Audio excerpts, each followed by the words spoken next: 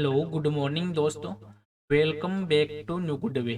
आज दोस्तों 10 फरवरी 2023 और 10 फरवरी 2023 से संबंधित जो भी डेली करंट अफेयर्स के जो क्वेश्चन बनते हैं इन्हें हम आज डिटेल से डिस्कस करेंगे। तो 10 फरवरी को कौन सा दिवस मनाया जाता है? तो 10 फरवरी को राष्ट्रीय कर्मी मुक्ति दिवस के रूप में मनाया जाता है, जो लोगों को डीवर्मिंग के महत्व के बारे में जागरूक करने के लिए मनाया जाता है। और खासकर जो 1 वर्ष से लेकर 19 वर्ष की जो आयु के बच्चे हैं उनके लिए जो सबसे कमजोर है उन्हीं को मद्देनजर रखते हुए इस दिन की जो शुरुआत है वो स्वास्थ्य और परिवार कल्याण मंत्रालय के द्वारा सन 2015 में की गई थी। तो इस दिन का मुख्य उद्देश्य यह है कि जो आंतों के कीड़ों के बारे में जागरूकता बढ़ाना है। और आज के वीडियो की आपको पीडीएफ चाहिए तो आप हमारे जो टेलीग्राम ग्रुप है वहां से वीडियो की पीडीएफ है वो प्राप्त कर सकते हैं। और लास्ट में आपको क्वेश्चन भी दिया जाएगा जिसका आंसर है वो आपको कमेंट बॉक्स में लिखना है। तो चलिए दोस्तों स्टार्ट करते हैं क्वेश्चन नंबर 1 से। और आज का वीडियो आपको अच्छा लगे तो चैनल को सब्सक्राइब और इसका बेल आइकन है वो जरूर प्रेस करें, ताकि डेली के जो वीडियो अपलोड कर रहा हूं मैं उनका नोटिफिकेशन है वो आपको मिलता रहे। क्वेश्चन नंबर 1 है कि किसने मद्रास उच्च न्यायालय की अतिरिक्त जो न्यायाधीश के रूप में शपथ है वो ग्रहण की है?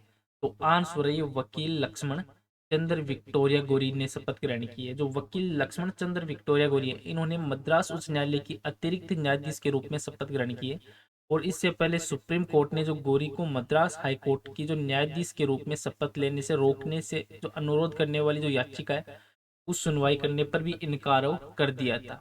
और हाल ही में जो विक्टोरिया गोरी है इन्होंने अतिरिक्त न्यायाधीश के रूप में शपथ वो ग्रहण की है।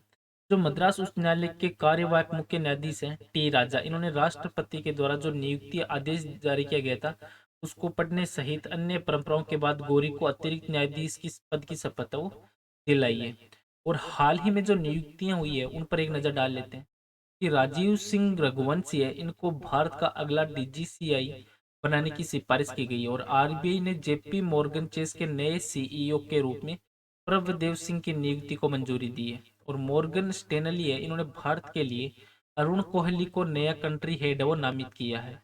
और सिद्धार्थ शर्मा वो टाटा ट्रस्ट के सीईओ बनाए गए हैं।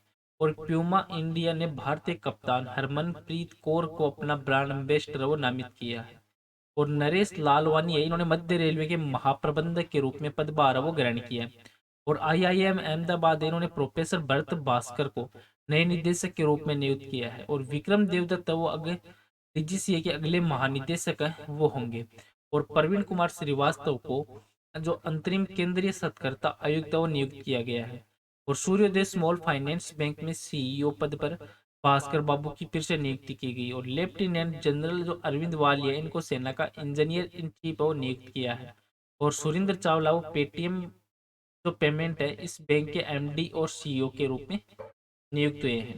नेक्स्ट क्वेश्चन है क्वेश्चन नंबर 2 कि किस देश ने ड्रोन के लिए पहला अनमेन्ड ट्रैफिक मैनेजमेंट जो सिस्टम है वो शुरू किया है? तो आंसर दोस्तों भारत देश के द्वारा शुरू किया गया। जो केंद्रीय परिवहन मंत्री प्रेजेंट है में नितिन गडकरी, इन्होंने स्काई यूटीएम लॉन्च किया है, जिसमें जो इसे दुनिया की जो अत्याधुनिक मानव रहित यातायात प्रबंध जो प्रणाली है वो माना बताया जा रहा है। जो प्रति घंटे 4,000 जो उड़ाने और प्रतिदिन जो 96,000 उड़ाने संभालने में सक्षम है ये।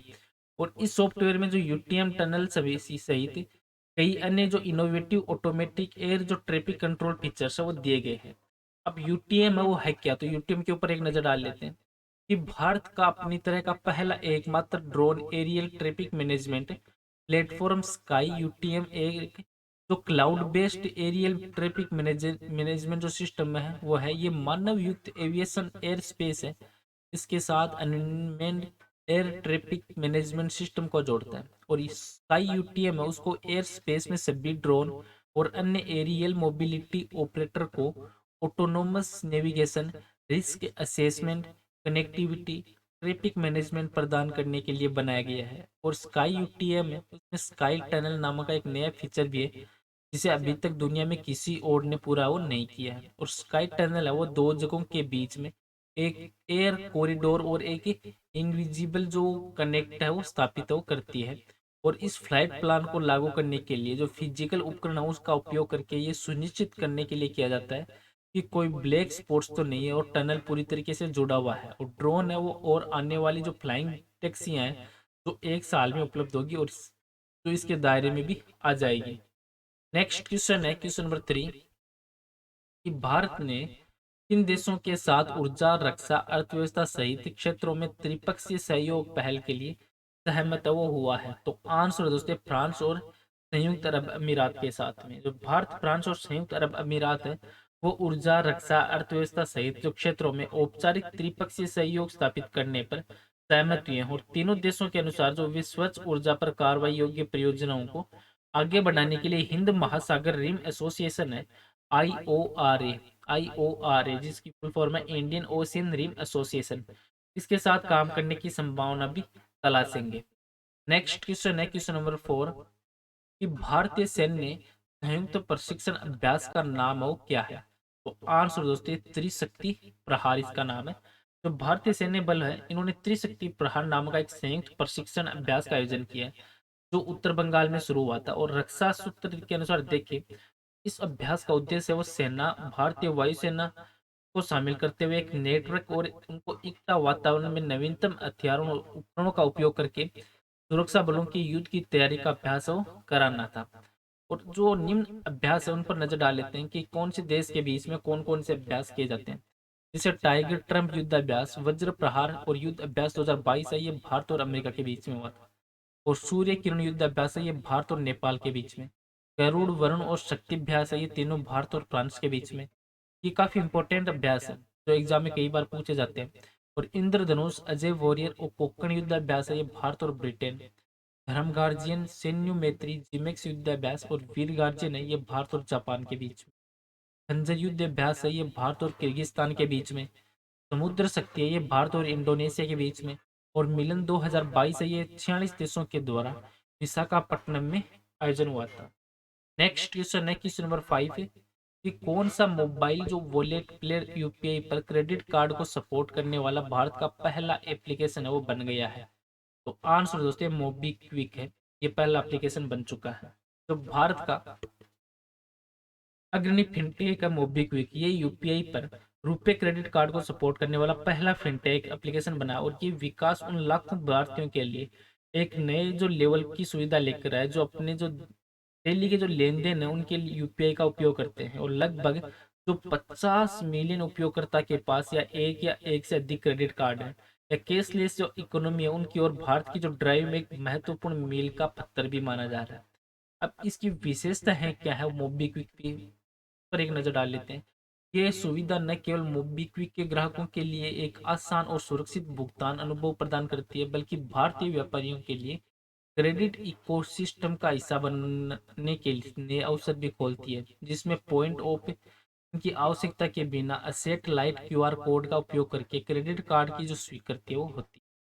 और एकीकरण मौजूदा जो यूपीआई रेल पर नए क्रेडिट उत्पादों प्रोडक्ट है उनके विकास में भी मदद करेगा, जो छोटे शहरों में क्रेडिट पेट को बढ़ावा देगा जो बड़े पैमाने पे कम है। और रुपए क्रेडिट कार्ड सभी प्रमुख बैंकों द्वारा वाणिज्यिक और खुदरा दोनों क्षेत्रों के लिए एक वृद्धिशील कार्ड के लिए जारी वो किए जाते हैं। और यूपीआई के साथ जो रुपए क्रेडिट कार्ड है इसका एकीकरण है वो भारत राष्ट्रीय भुगतान निगम और आरबीआई के जो दृष्टिकोण के अनुरूप है, जो उन व्यापारियों के लिए क्रेडिट कार्ड स्वीकृति को बढ़ावा देता है जो क्रेडिट इकोसिस्टम का हिस्सा भी नहीं है।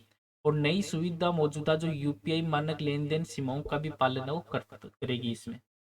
नेक्स्ट क्वेश्चन है क्वेश्चन नंबर 6 कि कौन सा केंद्रीय मंत्रालय जो फेम योजना है इसको लागू वो करता है? तो आंसर दोस्तों भारी उद्योग मंत्रालय के द्वारा। अब फेम है तो इसकी फुल फॉर्म क्या है? फेम की फुल फॉर्म है faster adoption and manufacturing of electric vehicle. अब जो भारी उद्योग मंत्रालय ये फेम योजना को लागू करता है और सरकार ने जो इलेक्ट्रिक वाहनों की खरीद को सब्सिडी देने के लिए फेम योजना के लिए अपने जो बजटीय आवंटन है उसको लगभग दोगुना किया। और बजट के अनुसार देखें जो वित्त वर्ष 2024 है इसके लिए फेम योजना के तहत जो सब्सिडी है वो चालू वित्त वर्ष में 2,897 करोड़ रुपए संशोधित अनुमान की तुलना में जो 5,172 करोड़ रुपए अनुमानित है। और ये 2020 में लॉन्च होने के बाद ये इस योजना के तहत सबसे अधिक आवंटन माना जा रहा है इसका। नेक्स्ट क्वेश्चन है क्वेश्चन नंबर 7 कि सहकारिता मंत्रालय ने प्राथमिक कृषि ऋण समितियों को सामान्य सेवा केंद्रों के रूप में कार्य करने में सक्षम बनाने के लिए किस मंत्रालय के साथ एक समझौता ज्ञापन पर हस्ताक्षर किए हैं? तो आंसर दोस्तों ये इलेक्ट्रॉनिक्स और आईटी मंत्रालय। जो सहकारिता मंत्रालय है वो इलेक्ट्रॉनिक्स और सूचना प्रौद्योगिकी मंत्रालय है, नाबार्ड और CSC e governance services India limited इनके बीच का एक समझौता ज्ञापन पर हस्ताक्षर किए हैं। और इसका उद्देश्य ये है कि सामान्य सेवा केंद्रों के द्वारा दी जाने वाली जो सेवाएं हैं वो प्रदान करने के लिए प्राथमिक कृषि साख समितियों को सक्षम बनाना है। और जो पीएस है, पीईसीएस, इसके जो 13 करोड़ जो किसान, इन 13 करोड़ किसान सदस्यों के सहित ग्रामीण आबादी को 300 से भी अधिक जो सेवाएं वो उपलब्ध है वो कराई जाएगी। नेक्स्ट क्वेश्चन है क्वेश्चन नंबर 8 कि बाइंड है वो योजना किस मंत्रालय से जुड़ी हुई है? तो आंसर दोस्तों ये सूचना और प्रसारण मंत्रालय से जुड़ी हुई है। सूचना और प्रसारण मंत्रालय उनके लिए अनुमोदित जो 1100 करोड़ रुपए में से जो 600 करोड़ रुपए है, ये 600 करोड़ रुपए हाल ही में जो घोषित broadcasting infrastructure and network development bind, इसकी फुल फॉर्म है बाइंड की broadcasting infrastructure and network development, इस योजना के तहत जो अलग रखा गया और इस योजना का जो कुल परिव्यय है ये 2500 करोड़ रुपए है से भी अधिक है। और इस योजना का उद्देश्य है कि देश में सार्वजनिक क्षेत्र के जो प्रसारण को बढ़ावा करना है और अखिल जो भारतीय रेडियो है और दूरदर्शन है डीडी, इनके सही जो प्रसार भारती के बुनियादी ढांचे के विकास पर भी ध्यान केंद्रित वो करना है। नेक्स्ट क्वेश्चन है क्वेश्चन नंबर 9 कि किस केंद्रीय मंत्रालय ने मिशन अंत्योदय सर्वेक्षण है में 2022-23 का उद्घाटन वो किया है? तो आंसर दोस्तों गिरिराज सिंह के द्वारा उद्घाटन इसका किया गया है। जो ग्रामीण विकास और पंचायती राज मंत्री हैं गिरिराज सिंह, इन्होंने दिल्ली में जो मिशन अंत्योदय सर्वेक्षण है का 2022-23 का उद्घाटन किया। और ग्रामीण विकास विभाग ने जो 2017-18 है इससे देश में सभी जो पंचायतें ग्राम पंचायत है उसमें मिशन अंत्योदय सर्वेक्षण का कार्य कर रहा है। और इस सर्वेक्षण का उद्देश्य है कि विभिन्न योजनाओं के अभिसरण के माध्यम से लोगों के जीवन और आजीविका को मापने योग्य परिणामों में बदलना है। नेक्स्ट क्वेश्चन है question number 10 international test cricket के इतिहास में दो देशों के लिए शतक जड़ने वाले दूसरे क्रिकेटर वो कौन बने हैं? तो आंसर दोस्तों गैरी बेलेंस है वो इसके दूसरे शतक जड़ने वाले, दो देशों के बीच में शतक जड़ने वाले दूसरे क्रिकेटर बन चुके हैं। जो जिम्बाब्वे की गैरी बेलेंस है ये दो देशों के लिए टेस्ट अंतर्राष्ट्रीय शतक जड़ने वाले जो सेकंड बल्लेबाज बने। और इन्होंने वेस्ट इंडीज के खिलाफ पहले टेस्ट में शतक जड़ते ही उपलब्धि वो हासिल की थी।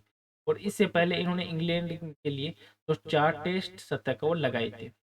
और आज का नेक्स्ट और लास्ट क्वेश्चन है जिसका आंसर है वो आपको कमेंट बॉक्स में लिखना है कि डिजिटल पेमेंट उत्सव है ये किस मंत्रालय के द्वारा शुरू की गई एक पहल है? इस क्वेश्चन का आंसर है वो आपको कमेंट बॉक्स में लिखना है। और पीछे की वीडियो में भी आपको क्वेश्चन दिया था कि किस केंद्रीय मंत्री ने युवाओं के लिए युवा संगम पोर्टल है इसको लॉन्च किया है? तो इसका राइट आंसर था दोस्तों option number C, Dharmendra Pradhan. तो केंद्रीय शिक्षा और कौशल विकास और उद्यमिता मंत्री धर्मेंद्र प्रधान, इन्होंने युवा संगम पोर्टल को लॉन्च किया है। और युवा संगम है वो उत्तर पूर्वी राज्यों के छात्र और ऑफ कैंपस युवाओं को अन्य राज्यों के युवाओं के साथ एक एक्सपोजर टूर आयोजित करने पर ध्यान केंद्रित वो करेगा। चलो दोस्तों आज का वीडियो है वो यहीं पे समाप्त करता हूँ। वीडियो आपको अच्छा लगे तो चैनल को सब्सक्राइब और शेयर जरूर करें। Thank you all of you.